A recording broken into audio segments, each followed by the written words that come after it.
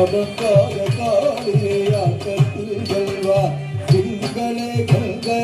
ஜடதன்னில் வைத்து சிவகாமி மங்கையை இடப்புறம் வைத்து தனதான